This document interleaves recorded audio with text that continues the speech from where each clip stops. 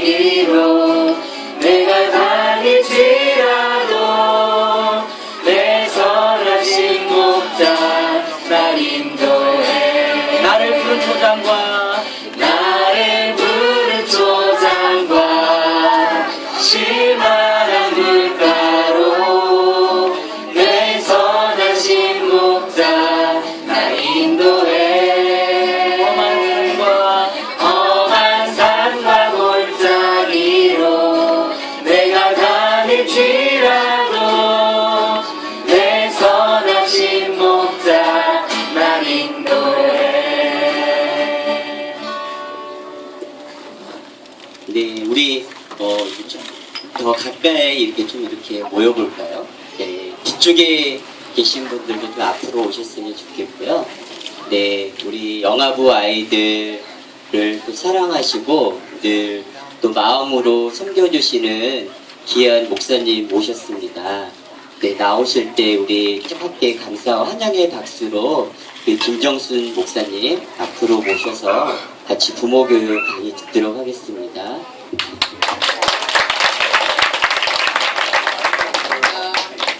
네, 저 PPT 넣어주시면 좋겠습니다. 혹시 여러분들 요새 오늘의 신문 잘 보고 계신지 모르겠어요. 잘 보고 계시죠? Good enough parents라는 단어로 이제 지난번에 한 4주, 큰 제목의 4주로 들어갔고, 이번에는 오늘까지 해서 와이즈 마더링 들어갔어요. 혹시 보신 분? 아, 너무 감사합니다. 보고 계신 분도 계시군요. 한번 눌러주시면 계속. 네, 그 다음에, 예. 처음에 good enough parents라는 단어로 우리가 모두 다 완벽하지 않다는 얘기죠. 그죠?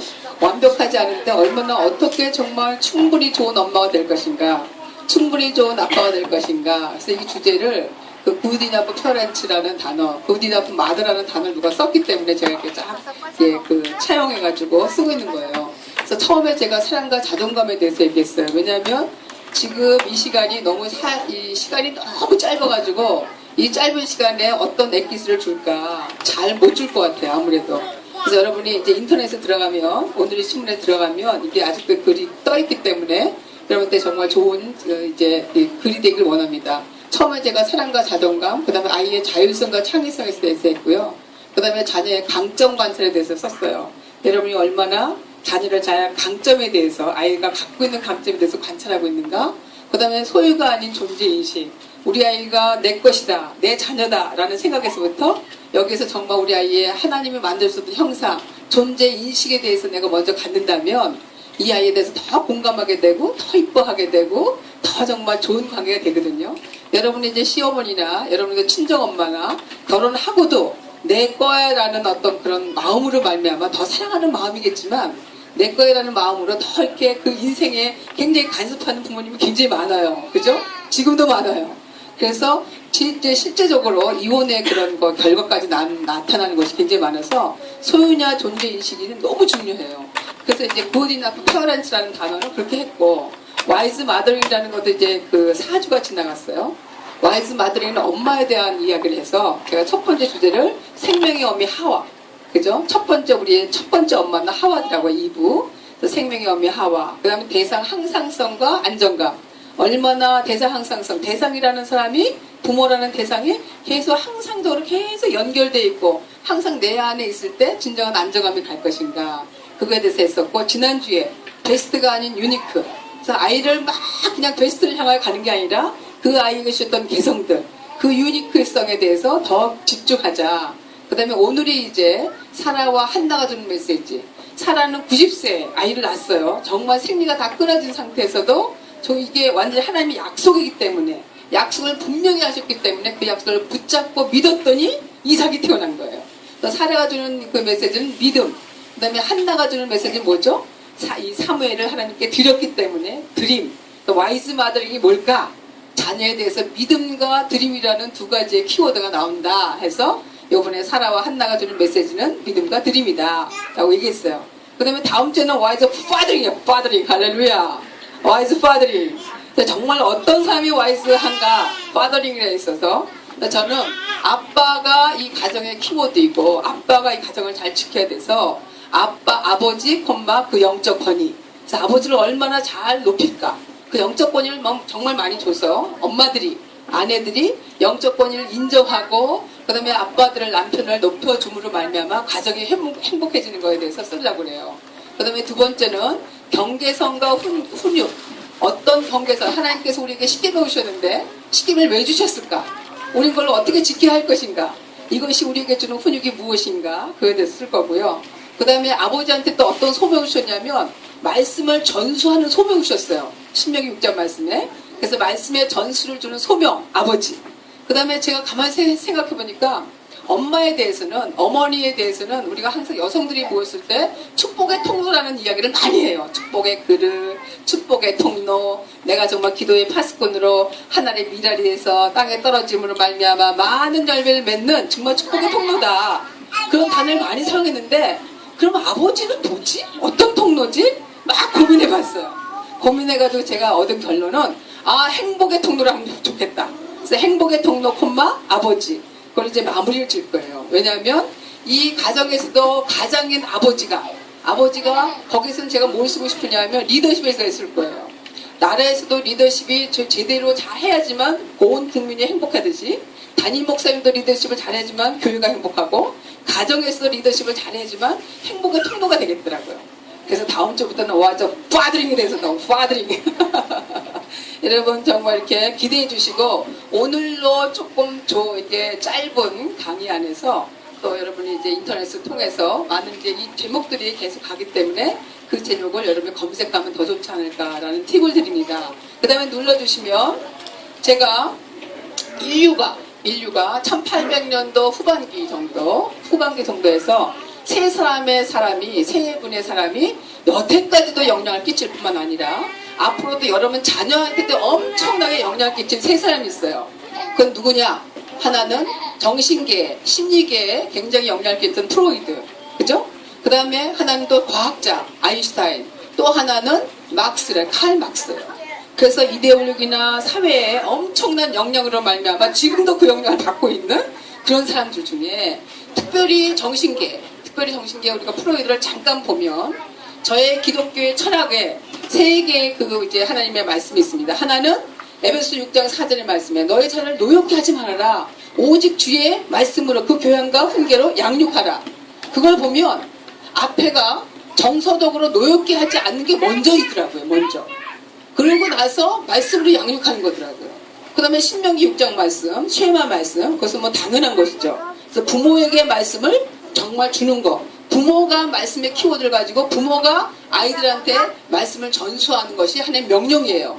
그 다음에 세 번째 말씀은 가만히 보니까 마음밭이 길가밭이 있고 돌짝밭이 있고 가시밭이 있단 말이죠. 그리고 좋은 밭이 있어요. 좋은 밭에 말씀을 뿌려야지만 30배, 60배, 100배가 있어요. 그런데 너무 놀라운 것은 이 네 가지의 마음이 우리 마음에 다 있다는 얘기죠. 다만 부등호가 어디 있느냐? 좋은 밭이 더 많으냐? 길가밭이 더 많으냐? 가시밭이 더 많으냐? 이 말씀을 줄 때 막 새들이 와서 쪼아먹고 뿌리가 내려가지 않은 돌짝밭은 뿌리가 내려가지 않아서 그냥 말려버리고 돈과 많은 것으로 말하면 걱정과 근심이 많고 이렇게 되면 말씀이 30배, 60배, 100배의 열매가 맺을 수가 없는 것이죠. 저희 교육 철학은 이 세 개의 본문의 말씀을 가지고 어떻게 여러분에게 함께 부모교육에 대해서 함께 의논할 것인가 고민해 볼 것인가에 대해서 생각하는 거예요. 그러니까 정서적인 거, 마음이 너무 중요하다는 얘기죠. 마음이 너무 중요한 거. 그래서 프로이드는 심리학이나 유아교육을 전공하신 분은 미리 다 아시겠지만 다시 한번 리마인드를 해본다면 프로이드가 정말 이렇게 아이들이 어떤 행동을 했을 때 여러분의 남편이나 여러분의 아내가 어떤 행동을 했을 때 그 밑에는 엄청난 뿌리에 뭐가 있는 거예요. 그 뭐냐? 무의식이라는 얘기죠. 무의식. 약간의 10%의 의식, 빙산의 일각에 10% 의식에 이 행동을 할 수밖에 없는 엄청난 무의식의 세가 90%나 있다는 얘기죠. 너무 놀라운 것은 이 90%의 무의식이 영유아 유치 가운데 있다는 얘기예요. 영유아 유치 가운데 가장 인풋의 시기, 무엇이 들어갈 수밖에 없는, 좋은 것이 들어가고 나쁜 것이 다 들어갈 수밖에 없는 요 시기에 다 들어가 있는 거예요. 무의식 세계는. 그렇죠? 그래서 프로이드는 0에서 1세를 구강기, 뭐든지 입에 들어가, 흙도 입에 들어가, 뭐든지 다 입에 들어가는 구강기, 그 다음에 항문기, 생식기, 잠복기를 통해서 그 다음에 잠복기를 딱 지나면 온전히 모든 리비도라는 성욕의 에너지가 욕동의 에너지가 온몸에다 퍼진다. 그래서 프로이드는 그걸 얘기한 거예요. 엄청난 발견입니다. 장난이 아닌 발견이에요. 그래서 정신적으로 문제 있는 사람들을 그걸 분석해내는 것이죠. 카우치에 딱 누워가지고 슬립턴과 함께 잘못된 이야기, 어떤 단어, 꿈 이런 것을 통해서 계속 이제 그 사람이 갖고 있는 뿌리를 보는 거죠. 지금 그래서 그 원인을 보모를 말미암아 어떤 행동을 해석해내는 것이죠. 그죠? 그런데 인생이 인간이 너무나 귀한데 물론 성욕이라는 본능이 식욕과 잠자는 것 수면이라든지 성욕은 본능이기 때문에 이 본능이 모든 인간을 왔다 갔다 하지만 너무나 귀한 정서적인 문제가 이 성욕이라는 리비도라는 것으로 왔다 갔다 하는 것이 아니다. 그래서 1930년도부터 대상관계 이론가들이 프로이드가 발견해낸 것을 가지고 더 깊이 있게 연구하기 시작했어요. 그래서 프로이드는 6세 미만이 너무 중요하다. 그래서 지금 예를 들어서 20세, 예를 들어서 좀 더 시간이 지나가서 많은 정서적인 문제, 정신적인 문제가 있는 사람들은 결정론으로 6세 미만에 있었던 원가족, 엄마 아빠의 문제로 말미암아 이 문제가 지금 있다. 그래서 여러분이 구역예배를 드린다든지 순예배를 드린다든지 할 때도 말풍선을 한번 이렇게 그려보세요. 어떤 모 장로님이 눈에 지금 생각이 나. 어떤 모 권사님도 도저히 이해할 수 없어. 그분의 이상한 캐릭터를. 이상하게 말하고 이상하게 생각하고 이 모든 것들을 도저히 이해가 안 돼. 이분은 벌써 몸은 컸어요. 몸은 어른이야. 근데 생각은 5살짜리, 생각은 3살짜리인 거야. 이 모든 것이 결정론으로 푸는 거예요. 결정론. 그런데 그렇지 않아도 정말 아주 엄청난 어려운 문제도 다 이겼고 의지로 이겼고 이게 0.01%뿐이 안 돼요. 그런 인간은. TV에 나오는 분들. 그죠? 성공한 분들. 이거는 이 인생을 목적론으로 풀어요. 이분은 어떤 엄청난 의지를 가지고 성공적으로 자기 인생을 풀었어. 그런데 지금 현재 어른이 됐을 때도 문제가 있다. 이게 정서적으로 건강치 않다. 이거는 결정론으로 문제를 이해를 해요. 그래서 프로이드가 얘기한 거죠. 근데 대상관계 이론은 제가 오늘 3사람을 데리고 왔는데 3사람 다 얘기 못할 것 같아요. 그래서 이 3사람이 아니다. 아이를 일단 출산하면 아이의 입장에서는 부모가 누구냐면 대상이라는 얘기죠. 대상. 그런데 어느 때는 엄마가 이 아이를 키울 수도 있고 어느 때는 외할머니가 쭉 키울 수도 있고 그 대상은 다른 거예요. 그죠? 그래서 이 대상과의 관계에서 어떤 문제가 있었을 때 이 아이가 나타나는 것이다. 그래서 프로이드는 6세 미만 중요하다는데 대상관계 이론가들은 아니다. 0에서 1세 중요하다. 몇 세? 0에서 1세. 몇 세? 0에서 1세 중요하다. 0에서 1세. 그 다음에 또 어디가 중요하냐? 0에서 3세. 몇 세? 몇 세? 0에서 3세. 우리가 제일 간과하기 쉬운 나이. 이것이 0에서 3세예요. 0에서 1세? 더 간과하기 싫어. 지가 뭘 알아, 인생에 대해서. 인생에 대해서 우리가 먹는 것 좀 먹고 잘 싸기만 하고 되고 잘 자기만 하면 되지. 그죠? 그리고 여러분이 이 아이와 얼마큼 소통이 되느냐. 이거에 대해서 별로. 그냥 여태까지 한 거대로 그냥 가는 거예요. 이 아이의 인격에 대한 어떤 존중함, 이 아이를 더 깊이 있게 생각하고자 하는 마음, 이 아이가 지금 이게 의식적으로 나타나는 행동이 그 속에 나타나는 그 속에 있는 무엇이기에 뿌리는 무엇인가? 0에서 1세도 이미 태교 때부터 거절을 받았다. 그러면 문제가 드러나는 거야. 아무리 이거 우유를 잘 먹어 끄글 해도 딱 토하고, 막 그냥 아무리 사과즙이나 잘 먹여도 계속 이게 응아가 단단해가지고 막 응아를 못 사. 그 많은 것들이 너무나 많은 것들이 여러 아이들을 키우면서 나타나요.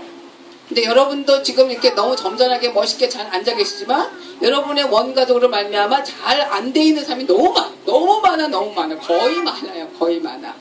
그래서 제가 오늘 모셔온 분이 도널드 우즈 위니카. 이분도 이제 돌아가셨죠 벌써. 영국 사람이에요. 소아과 닥터이고 정신분석인데 이분이 뭘 얘기했냐면 굿 이너프 마더라는 말을 처음 만들었어요. 이분이. 그래서 정말 충분히 좋은 엄마가 누구인가, 충분히 좋은 엄마가 누구인가를 해서 이분은 뭘 얘기하면 안아주는 환경, 안아줘라. 여러분이 이제 집에서 개나 애완동물 많이 키우죠? 근데 애완동물 작으면 작을수록 24시간 동안 안고 있어요. 근데 우리 아이들은 크면 클수록 못 안아줘요. 너무 놀라운 것은 여러분이 커도, 여러분이 어른이어도 아내로부터 사랑받고 싶어. 남편으로부터 사랑받고 싶어. 이것이 사랑과 자존감에서 썼어요. 그래서 이게 문제가 막 나타나는 것이 다른 언어로 얘기한다면 사랑받고 싶어 하는 외침이야. 절규이고. 나는 어렸을 때 그렇게 못 살았단 말이야 라는 절규. 그래서 제가 이제 와이즈 마더링을 한 6년째 지금 하고 있는데, 여러분이 1년에 두 번, 한 몇 번 정도는 아침에 우리가 주일, 이렇게 예배를 드리는 사람들은, 여러분들은 괜찮죠? 여러분 조금 늦게 일어나도 되겠죠? 요 타임이면? 근데 9시 예배를 드리는 사람들 많잖아요? 1년에 몇 번은 늦게 일어나는 때가 있어요. 1년에 몇 번은. 그러면 애들을 좀 일찍 재우고, 이제 여러분은 침대에 딱 누워서 손을 잡고, 누구를 씹느냐? 아내는 자기 친정엄마 아빠를 씹어야 돼. 할렐루야. 막 씹어. 응? 이거 물어봤어요, 하나님께. 괜찮대. 왜냐면 여러분 두 분만 듣는 거니까. 그 공개적으로 씹는 거 아니니까. 그 다음에 여러분이 시어머니, 시아버지 씹으면 안 돼. 누가 씹느냐? 그것은 남편이 씹어야 돼. 남편이 열심히 씹어야 돼. 그래가지고, 정말 당신 진짜 우리 장모님이 그랬어? 장모님이 당신은 안 이뻐하고 당신 뭐 동생만 이뻐했단 말이야? 아니 이럴 수가 있어? 그래서 서로 불쌍함을 느껴야 돼. 사랑이 몇 년 갈까요? 할렐루야. 그래서 서로 불쌍히 여겨야 돼. 그래서 그래서 자기가 그 못된 성격이 그래서 그랬던 거였어? 아직도 그것이 남아있던 거였어? 이런 것들은 서로 원가족에 대해서 서로 계속 이야기를 해야 돼요. 그럴 때 서로에게 더 이해할 수 있는 폭이 더 많아지는 거예요. 제가 지금 시간이 없는데 당대로 가는데, 어쨌건 그 다음에 한번 눌러주시면, 그 다음에 눌러주세요. 처음에 하나님이 우리를 만드셨어요. 그럼 이제 진짜 사예요. 진짜 사는 하나님이 너무나 아름답게 만들었죠. 이 보세요. 이거 너무나 아름다워요. 여기를 통해서 예를 들어서 꽃도 심을 수 있고, 꽃도 놓을 수 있고, 연필도 놓을 수 있고, 물도 먹을 수 있고, 여러분이 사용할 수 있는 모든 걸 할 수 있어. 그죠? 그런데 이것이 이렇게 너무 예쁜 컵이 용도는 많은 것을 사용할 수 있지만, 사실은 여기 보면 엮이는 과정, 이제 올라가면 올라갈수록, 자녀가 자라면 자랄수록 엮이는 가족으로 말미암아 어떻게 될까? 이렇게 되는 거야. 이거 누가 만들어 놓은 거예요? 부모님이 만들어 놓은 거야. 이렇게 점점 이그러져. 왜냐? 우리가 완벽하지 않기 때문에. 엄마가 기분 좋으면 모든 걸 허용해. 엄마가 기분 나빴다, 모든 걸 허용하지 못해. 그러니까 아이는 어떤 거로 맞아서 가야 되나, 일관성 없는 교육으로 말미암아 점점 마음의 상처를 많이 입게 돼요. 그러니까 한국적 상황에서는 이거를 엮이는 가정을 98%라고 얘기해요. 98%. 니네 집도 엮이는, 우리 집도 엮이는이야. 숨기는 가정은 서로 이야기가 잘 되는 곳. 서로 이야기는 모두 진정성이 왔다 갔다 해. 그리고 무조건적인 사랑을 서로 느낄 수가 있어. 와이프나 아내도 무조건적인 사랑이 무엇인지를 알게 돼. 그것이 2%뿐이 안 된다는 거예요. 그러니까 서구적인 것은 조금 더 대화를 많이 하는 거니까 거기는 5%, 엮이는 가정이 95%래. 95%. 그러니까 뭐든지 어느 모든 사람이, 거의 사람이 이런 거예요. 이렇게. 그럼 이게 이제 점점 그죠? 누구로 말미암아? 부모로 말미암아. 누구로 말미암아? 부모로 말미암아. 여러분으로 말미암아. 그럼 예수를 믿어. 예수를 믿으면 여기다 물을 넣으면요, 물이 안 흘려요. 예수를 믿으면 구원받는 것이 너무나 감사한 거야. 이건 보통 사건이 아니에요. 보통 감사한 게 아니야. 내가 구겨져 있건 안 구겨져 있건 간에 예수를 믿기만 하면 구원을 받는 거예요. 할렐루야. 그런데 이 구원을 받으면서 말씀으로 말미암아 조금씩 펴져. 이게 성화되는 과정이에요. 조금씩 펴지는데 우리가 죽을 때까지 이렇게 안 돼. 기대하지 마세요, 여러분. 남편에 대해서. 할렐루야. 여러분, 아내에 대해서 기대할 필요 없어. 그죠? 우리가 이제 서로가 요구가 있어서 그렇지. 그런데 이렇게 되는 건 언제예요? 천국 가면 이렇게 돼요. 할렐루야. 그죠?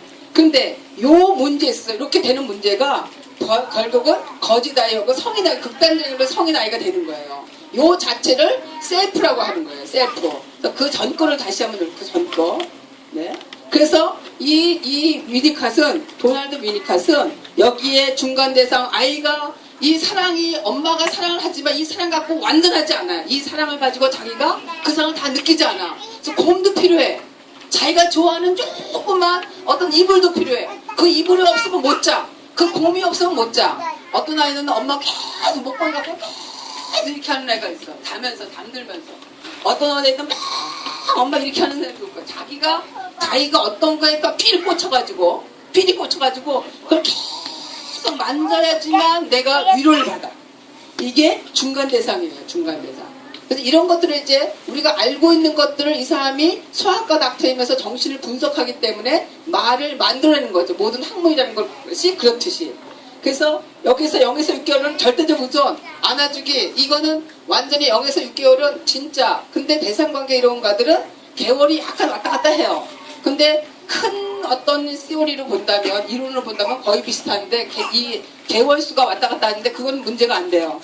그리고 상대적 의존, 엄마가 아이가 아빠를 인식하는데 아빠라는 것을 말을 하지만 아빠의 존재에 대해서 인식은 이 사람은 이 2살 이후라고 얘기를 했어요. 엄마, 아빠, 아기가 함께 살아가기. 상대적 의존에서는 엄마와 아기가 함께 살아가기라고 얘기를 했어요. 6개월에서 2살까지. 그 다음 보시면, 그 다음을 보시면, 그 다음에 마가렛 말레를 그때 모셔왔는데, 이분 여자예요. 마가렛인가 여자겠지? 보면, 내과 닥터하고 정신분석인데, 이분은 너무 우리에게, 이거 정말 제가 이게 대상관계 이론을 공부하면서 제가 그러니까 우리 큰아이가 고2 때부터 이 공부를 시작했는데, 신학을 공부하고, 신학은 우리 아이들이 이게 큰애가 초등학교 2학년, 그 다음에 작은 애가 5살부터 공부를 했기 때문에 신학은 그랬지만 상담을 전공하기 시작한 거는 조금 그랬죠. 그러니까 저는 아이들 이렇게 키우면서 너무나 좋은 엄마가 아니에요. bad enough mother였어요. bad enough mother. good enough mother가 아니었어요. 그 결과 지금 내가 얼마나 복수를 당하고 있는지, 할렐루야. 싸. 복수를 당하니까 싸, 아주 그냥. 근데 여러분한테 이 천기 누설하는 거는 여러분 존경받으라고. 할렐루야. 응? 천기를 누설하는 거예요, 지금. 그래서 여러분이 굉장히 집중을 많이 했으면 좋겠어요. 마가렛 밀러는 0에서 1개월, 이 딱 신생아를 나면은 21시간 자는 거 아시죠? 그냥 저거 눈이 한번 이렇게 했다가 또 한번 푹 자고 이러죠? 이거를 완전히 이 세상과 단절된 세계라고 해서 자폐기라는 단어를 썼어요. 근데 요때 이 아이가 뭘 알겠어? 근데 이미 이 아이는 어렸을 때부터 태교 때부터 문제가 있었던 거고 연관될 거야. 근데 이것들 자폐증이라고 그랬어.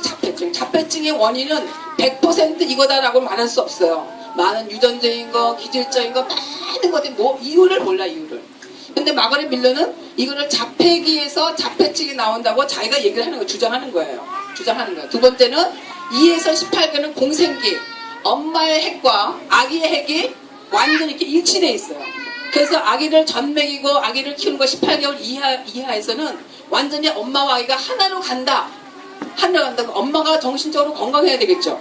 정신으로 건강하지 않으면 아이도 그것이 그냥 이거를 대상 프로상이라고 그래요. 그러니까 엄마의 생각과 엄마의 모든 것이 이미지가 나한테 들어와. 이 나한테 들어오는 것이 무의식 가운데 뼈와 근육이 인식을 하는 거예요. 뼈와 근육이. 그러니까 이런 삶이 3세 미만에 있었던 많은 어려운 것들은 이게 건강해서도 어른이 돼서도 정말 좋은 환경이야. 남편도 만나고 아이들 키우래도 왠지 모르게 죽고 싶어. 왠지 모르게 나는 거절받았어. 왠지 모르게 나는 싫은 거야. 그래서 이게 말씀으로 연결돼서 크리스찬이 이게 자살한다는 건 도저히 용납할 수 없잖아요. 그럼에도 불구하고 자기의 우월적인 것이 더 깊이 들어가게 되고 거기에 몰입하게 되고 그것이 시간이 언제냐? 3세 미만이라는 거예요. 3세 미만. 여기서 보는 거. 마가렛 밀러가 여기서 보는 것은 공생기. 여기는 정신분열인데 예를 들어서 아까 셀프라는 자기가 만들어지는 시간이 3세 미만이에요. 여러분이 이제 사과를 딱 자르잖아. 사과를 자르면 여기에 과육이 있어요. 사과 과육. 너무 달콤한 사과 과육. 요거는 자아, 에고라고 그래요. 그 다음에 잘랐을 때 여기 씨앗은 셀프라고 그래요. 그런데 너무 재밌게 전체를 또 셀프라고 그래요. 셀프, 자기. 근데 프로이드는 에고, 자아라는 것만 이야기하고 대상관계 이론가들이 셀프라는 단어를 만들기 시작했어요. 제일 중요한 게 왜 내가 이렇게 열을 내는가? 영유아 유치, 특히 영아부에서 셀프가 만들어진다는 얘기예요. 근데 그 셀프가 예를 들어서 내가 유리를 딱 던졌어요. 딱 던지면 얘가 파편화가 확 되겠죠. 파편화가 되겠지. 던지면 그것이 파편화된 자기는 예를 들어서 오늘은 애기 느낌에 오늘은 냄새가 달라. 어제 나를 안아주는 사람하고 오늘 내가 안아주는 사람이 냄새가 다르네. 어저께는 진짜 이게 땀 냄새가 나고 역겨웠는데 오늘은 향기가 좀 나네. 오늘은 나를 안아주는 각도가 달라. 오늘은 내가 이 우유를 먹는 데서 이 농도가 다르네. 어저께는 정말 너무너무 달았어, 우유가. 근데 오늘은 적정해. 누구지? 솜씨가 괜찮네. 마음에 들어. 오늘은 내가 시야를 3번, 4번을 했는데도 불구하고 도대체 내 기저귀를 안 치워주는 거야. 이 인간 도대체 누구야? 어저께는 막 울었더니 막 그냥 금방금방 깨끗이 나를 치워줘서 너무 기분 좋았는데. 그럼 여러분이 사진을 찍을 때 포커싱이 안 된 거는 뿌옇죠? 뿌옇지? 그렇게 셀프가 내 마음 가운데 찍히는 거야. 이렇게 찍히고 저렇게 찍히고 이렇게 찍히고 저렇게 찍히고. 어디에? 내 마음에 찍히면서 뼈와 근육에 그냥 들어가 있어. 무의식 가운데. 뼈와 근육에 들어가 있어. 이것이 파편화된 자기. 쉽게 말하면. 그런데 여러분이 사진을 딱 찍을 때 포커싱이 잘 돼 있어. 포커싱이 잘 돼 있으면 나중에 사진이 명료하게 나오죠. 요거는 응집된 자기. 그래서 파편화된 자기와 응집된 자기가 언제 만들어지느냐? 대상관계 이론가들은 3세 미만에 만들어진다고 그래요. 어떤 사람은 4세까지도 얘기를 해요. 어떤 사람은 4세까지도. 그러니까 이때 여러분이 아이와 대상과의 관계, 부모와 아이의 관계에서 얼마나 밀접하게 그 아이의 마음을 읽어주는 거. 내가 남편의 마음을 읽어주면 얼마나 기분 좋아요, 남편이. 아내의 마음을 읽어주면 남편 얼마나 기분 좋아, 서로에게. 그죠? 그것처럼 자녀도, 아이도 그 자기가 갖고 있는 모든 인격적인 게 있다는 거예요. 근데 우리는 가장 중요한 요 시기를 다 놓쳐. 다 놓침으로 말미암아 이 아이가 그냥 자기도 모르는 사이에 뼈와 근육이 인지되는 나쁜 것들, 부정적인 것들이 그 삶 가운데 전체를 주장하는 거예요. 너무 놀랍게. 인생은 죄인이라 여러분의 부모님이 여러분한테 얼마나 좋은 것들 많이 해줬어요. 근데 이상하게 좋은 것도 생각이 안 나. 나쁜 것만 생각이 나. 서운한 것만 생각이 나. 부모가 얼마나 우리 자녀들을 예뻐하는데 여러분 부모가, 그죠? 그게 미스터리예요. 그게 미스터리. 그래가지고 여기에서 지금 잘못된 것이 계속 여기서 고착되는 거예요. 어느 시기에 18에서 36개월은 분리개별학이라고 그래요. 그래서 18개월 아이가 5개월에서 6개월에 이렇게 뒤척여, 그죠? 뒤집은 다음에 이제 점점 앉아요. 그런 다음에 10개월부터 한 달, 1년 지나면 걷기 시작해, 그죠? 그래서 인생은, 아이는 태어나자마자 독립을 향하여 나가게 돼 있어요. 독립을 향하여 나가게 돼 있어요. 그래서 이 마가렛 밀러는 그거를 또 18개월이라는 단어를 만들어냈어요. 그 사이에는 많은 것들을 연구를 했겠죠. 18개월부터 분리개별학이라는 단어를 만들어냈는데 3세 미만에 1년 반부터 3세 미만에 이렇게 잘못됐을 때, 여기가 고착됐을 때, 뭔가 잘못됐을 때, 이 아이에게 좋은 환경을 주지 않았을 때, 그래서 사실 솔직히 말하면 부모가 이게 예를 들어서 이게 맞벌이 부부에서 돈을 빨리 벌어서 그 다음에 좋은 것들을 우리 아이한테 주고 싶다는 그런 생각을 살짝 저는 좀 반대하는 입장이에요. 왜냐면 이제 정말 아이를 키우는 부모가 할머니나 아이를 키우는 한 사람, 그러니까 막 맨날 바꾸지 말고 한 사람이 정말 사랑한다면 또 문제가 다 덜하지만, 그런데 그렇게 돈을 많이 이제 해도 사실은 소아정신과나 나중에 문제 있을 때 병원에서 더 돈을 바쳐야 할 경우가 생겨요. 여러분이 어느 것이 중요한 것인가를 더 많이 알기를 축복하는 거죠. 그래서 여기는 이때 경계성 인격장애나 자기애성 장애, 악마는 프라다를 입는다. 그 영화가 가장 대표적인 영화인데, 그 자기애성 장애. 미란다가 얼마나 자기가 법이야. 마음에 안 들어? 그냥 다 쳐버려. 자기 밑에 있는 사람 다 쳐버려. 그 온전히 세상에 이 성공을 향해 막 달려가는 영화. 그죠? 뭐든지 자기중심적으로 생각하는 것이 자기애성 장애인데, 경계성 장애는 경계예요. 완전히. 어릴 때 기분이 좋았다면 정상이야. 기분이 꿀꿀해? 그러면 비정상이야. 눈 확 뒤집어지고 완전 분노가 조절이 안 돼. 충동 조절이 안 돼. 막 질러대야 돼. 뭔가를. 어느 저기를 가도 회사를 다녀도 그 회사를 잘 못 다녀. 끝까지. 6개월 있다 마치고 또 다른 데 가서 또 꾸역꾸역 가야 되고 왔다 갔다 해야 돼. 여기랑 다 연관된 것이 이제 중독 사이클에 연관돼요. 사랑이 많이 못 받았기 때문에 어떤 남자들은 이 여자 한번 보고 그 다음에 이 여자 포르노, 게임 모든 게 다 여기 이 사이클에 들어가 있어. 여기 분리개별하기. 분리개별하고. 그러니까 그런 거 어떻게 키우란 말이야 도대체. 머리 아파 그죠? 머리 아파. 뭐 어떻게 키우란 말이야. 그러면서 36에서 60개월까지 메디패스 컴플렉스예요. 노이로제야. 근데 너무 놀랍게 모든 CEO, 목사, 뭐 하여튼 엄청난 사람들도 경계성 인격 장애다, 자기애성 장애도 있어요. 제가 신문에 나는 거 이해 못하는 게 하나 있어요. 뭐냐면 막 3시가 다 패스됐어. 대학 교수들 이런 사람들 어디 가서 막 여자 화장실 가서 뭘 가가지고 이러니 도저히 이해가 안 돼. 교수고 그러면 닥터고 교수 그러면 애지간히 좀 이렇게 정상적으로 양쪽에 감성과 지성과 뭐 이렇게 그 몸이 영혼력이 좀 이렇게 건강하지 않을까요? 그런데 지성은 뭔가를 해.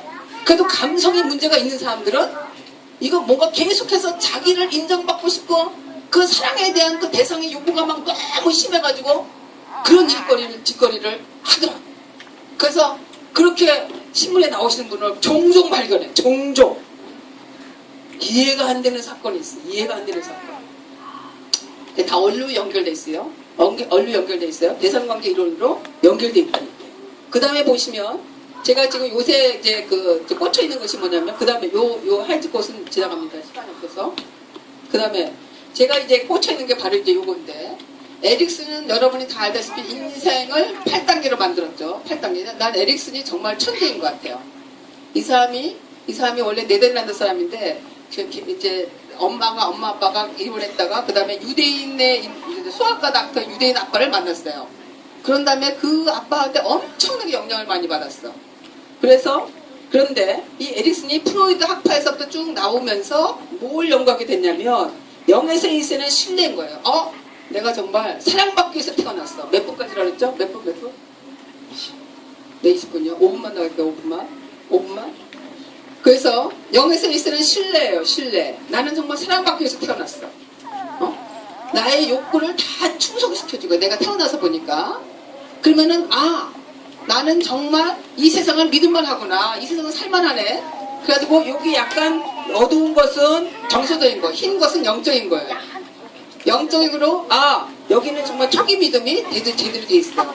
근데 제가 여기서 볼 거는 1에서 3세가 자율성이에요. 자율성. 3에서 6세가 주도성. 만으로 1에서 3세가 자율성. 3에서 6세가 주도성이에요.